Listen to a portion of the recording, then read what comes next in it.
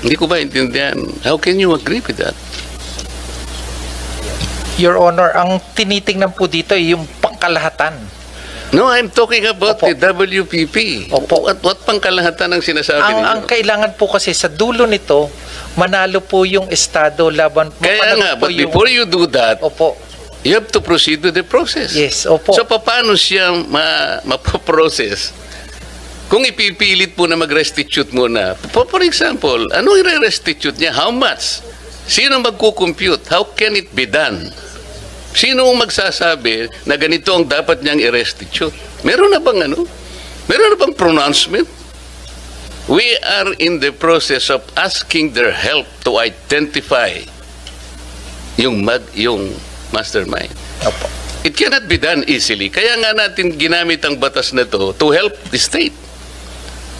Ngayon, kung kayo po pala ay mag-prescribe ng isa pang requirement which is not in the law, I cannot believe this. Ito yung dilemma namin eh. Kaya nung pinipilit niya, and ako po nagtataka kung bakit kayo rin nag-agree kayo. So ano po talaga kayo po yung ano eh. Ang DOJ is the principal law agency. If the principal law agency of this government will not even understand the basic requirements of the law para lamang magkaroon ng nag-a-apply pa lang yung tao po eh. Imagine, hindi man natin masasabi kung ultimately magko-qualify siya eh.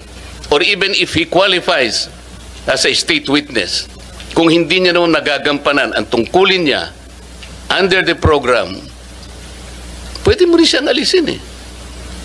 So, the point, Mr. Chair, is they cannot even begin to be processed under the law kasi naglalagay po kayo ng requirement which has not been included by law.